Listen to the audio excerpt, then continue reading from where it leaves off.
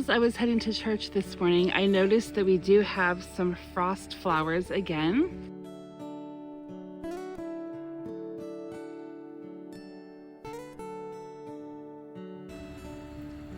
So this happens when the stem of the plant freezes really fast and all of the moisture inside shoots out to make a flower. It actually a lot of times really looks like just wet toilet paper. This isn't our first frosty morning this year. Last week we had a whole bunch of frost flowers and I wanted to get out and take a video, and then my day was so busy and I didn't get to it before the sun came and melted them all away. But we do have a few more this morning, so I wanted to make sure and show you guys. But what I think is really funny is this. A couple of days ago I was headed out and noticed that we have another flower blooming. So in the springtime, this is full of these in yellow and purple, but one just decided to come up at the end of November. So we have blooming flowers, and about 4 feet away, we have frost flowers. This is Arkansas, folks.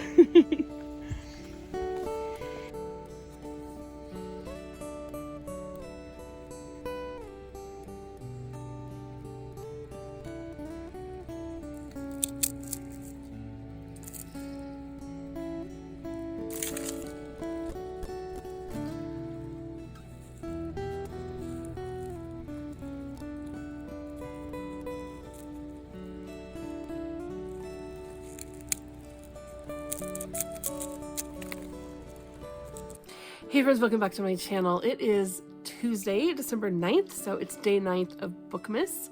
I am feeling a lot better. Thank you for those of you who were praying for me and sent nice messages. As you can tell, my voice isn't quite as bad as it was in the last video, and I'm feeling a lot more energetic, so I think I'm on the upside of everything. Hopefully I can stay more consistent with my Bookmas videos now. I think I've missed 2, not sure, but hopefully I won't miss any more. So as I said in an earlier video, our family is celebrating Christmas for the first time since 2020. Therefore, everything is kind of like extra exciting. We put up our Christmas tree on December 1st, and the way we usually do it is that the kids will put up all their special ornaments, and then after they go to bed that night, my husband and I will put up our special ornaments and then put like tinsel on it and then declare it done. Oh, and I put the angel on the top. My dad had this angel that he bought me when I was a little kid, and I always put it on the top, and so I put it on the top of our tree, and then it's done.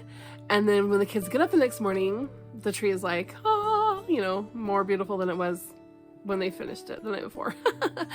And so it's kind of like been something we've done, our tradition, right? Like for years. Well, this year, on the night that we decorated it, my husband was so sick. Once we finally got like the house quiet and everything done, and my son's family had gone home, and like just, you know, everything was settled and it was time for him and I to finish it, he was just toast. He could not finish. Well, he was sick for several days. Then I got sick. Then things got busy. Then, anyway, long story short, it is now the 9th and we still haven't finished the tree. So I told him, if we don't finish the tree tonight, I'm just going to do it myself when you go to work tomorrow. So I think tonight the plan is for him and I to finish the tree. Whether we're sick, whether we're tired, whether we're busy, whatever.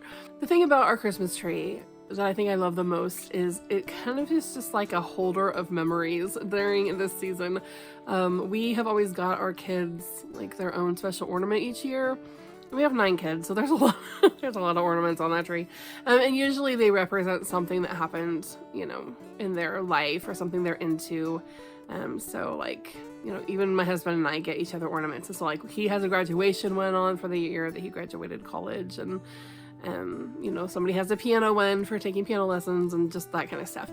So we've got all that on the tree, and at night when I just sit there and everybody's gone to bed, I'm just sitting in a chair and looking at the tree, it just fills me with thankfulness. It's just such a peaceful reminder of everything I have to be grateful for. And so a lot of times during this season, I will just sit in my husband's chair after they've all gone to bed with the lights, Christmas lights on the tree, and I will just look at those ornaments and just think about times in the past and, our good times and our good memories. And I will just thank the Father and just, give prayers of gratefulness and praise to him for all of the beauty in my life. And so I feel like those years that we didn't celebrate, it took such a huge hunk of joy out of my life. And it took away one real big, season of gratefulness from me. And I'm just so thankful, that we're past that. It was good. It was good in the season. The Father taught us a lot during that season, but I'm really thankful for out of it, because this season is such a time of joy and peace and gratefulness. And so anyway, our family's really trying to focus on that this season. I was praying one day and I was just like, Father, I don't want to have negative thoughts. I don't want to be depressed or grumpy or, I don't want to be stuck with the leaven of nostalgia like we talked about a few videos ago. I want to be in the here and now and enjoying the here and now. And, I was like, how do I do that? What will combat those feelings when they come up? How can I fight that off? And I really felt like the answer, one of the biggest things, is to be grateful, to be thankful, be content, happy and thankful in the place that he has me. Doesn't mean that I can't look ahead, doesn't mean I can't have dreams and goals, but to be content and grateful in the here and now is so important, right? And I have talked about that in a couple of videos recently, and that's just because that's just what's on my heart right now. So I've been kind of paying attention to opportunities to feel grateful lately. So I wanted to share with you guys a couple of those, and then show you the ornaments that I made for my family, because I finally gave them to them. So now I can show you the stuff that I was working on. So one of the things towards the end of November, when I realized December's coming, it just hit me, right? I got kind of upset because I'm like, it is going by so fast. This cozy season, the season of cold, the season of late fall and winter in Northwest Arkansas, where it finally drops below 70, and you can go out with a sweater on and not have to call the ambulance. I was just thinking about how fast it's going and just getting really bummed about that. And so I woke up the morning of December 1st, and while I was excited to start Bookmas, I was excited that, we were going to decorate the tree that night.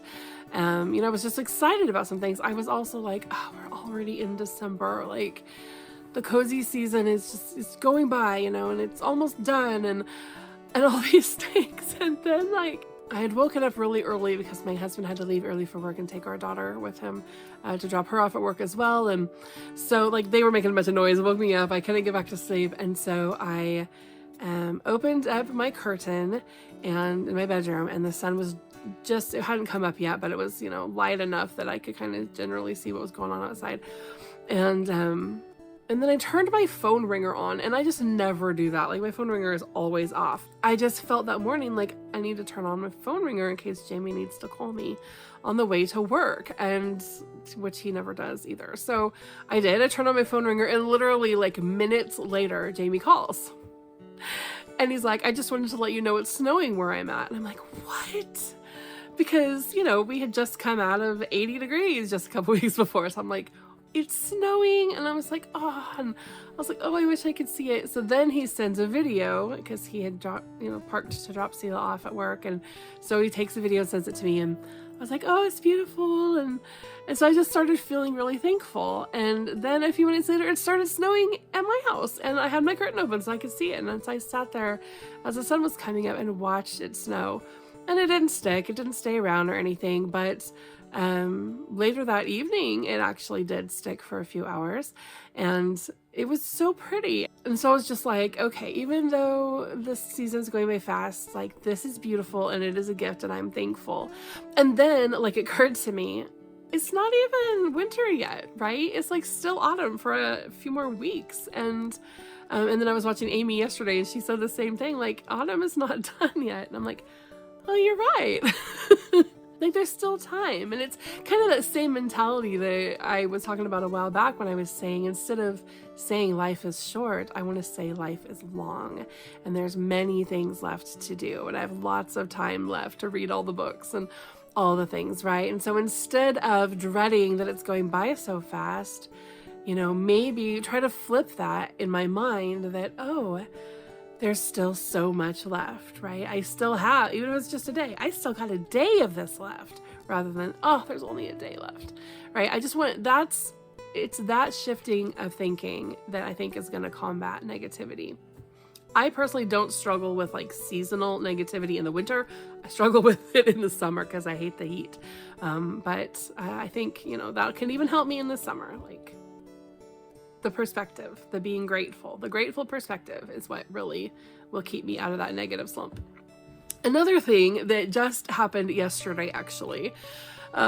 So last week, like Thursday or something, I was out doing errands and one of my kids called me and they're like, Mom, our street is covered in vehicles. So like you can't, if you were to come home right now, you can't get in the driveway. Someone's parked in front of it. Someone's parked in front of our mailbox and the mail hasn't come yet. And like they won't deliver if there's a car in the front.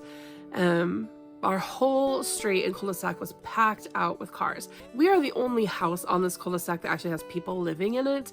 They have been building a house at the end of our cul-de-sac for a few months now. It's just about done. And, you know, by a couple of years from now, this whole street will be covered in houses. And so my kids were telling me that. They were like, they have just tore up our whole forest on the right side of our house and they're making way for another house. And they were so upset about that, and they knew that I would be too, right? Because it's like when we moved here, there was two houses on this entire hill. It was just us and the guys on the next street over, and you never ever saw them. Like, they never came out of their house. So it was just our quiet forest, and we have so many memories of walking through the forest, finding mushrooms, finding animals, exploring, wondering about things, climbing trees. Like, that's what we did, right? And now it's all getting torn down. And so a lot of it is places that were special to the kids. They're getting tore up. And our hill has gone from 2 houses to, there's probably 15, I don't know, there might be 18 houses now on this hill in the time that we've lived here.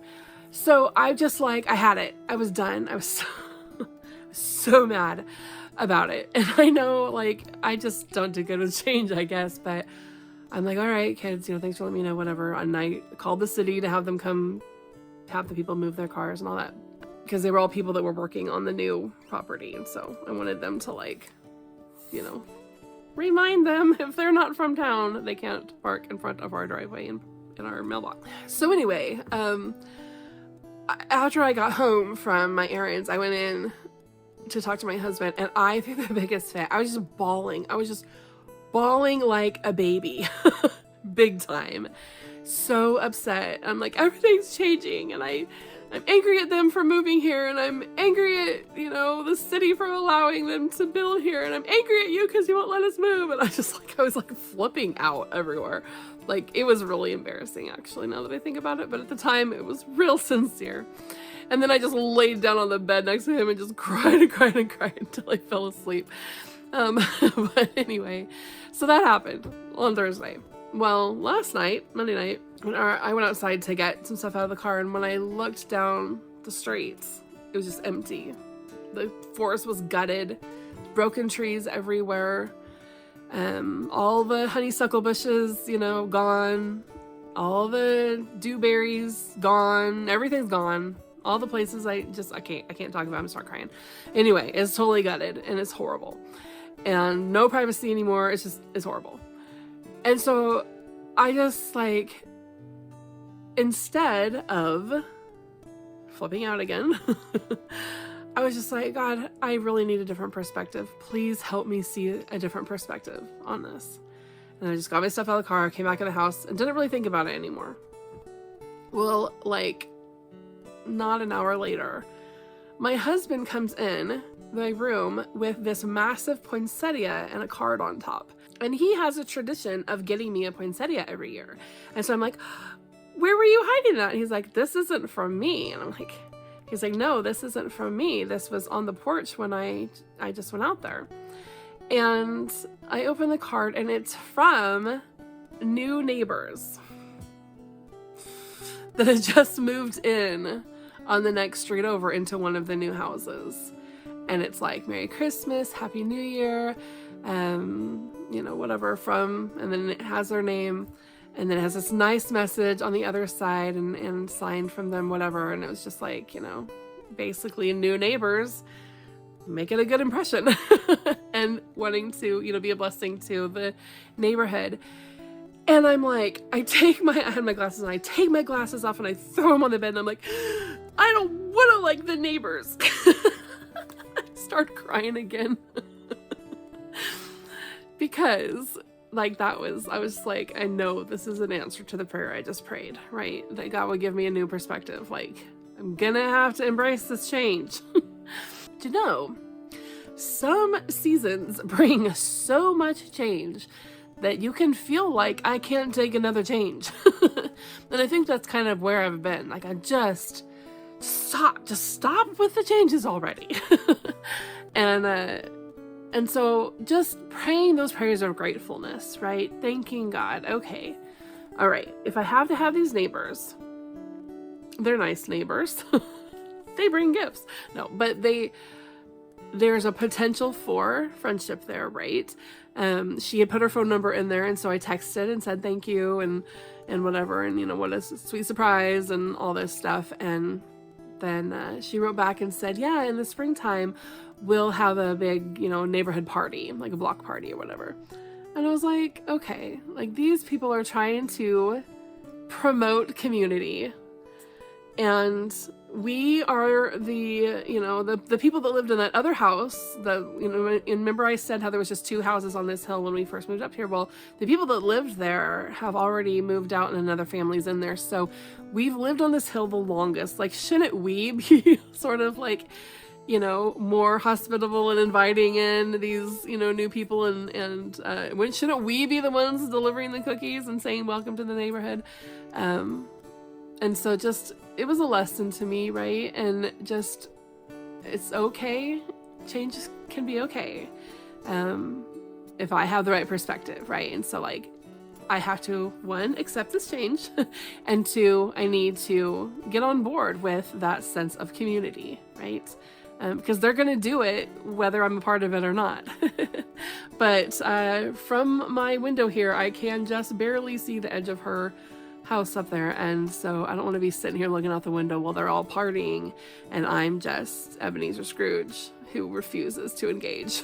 So the change needs to happen in me, but I wanted to share that with you guys because that was just such a cool answer to prayer so quickly, and in such a way that just like taught me more than one lesson for sure.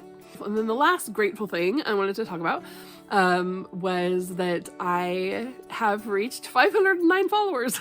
So my goal for this year was to double my followers, which was the same goal that I had the year before. So the year before, in the first year, I got 125 followers.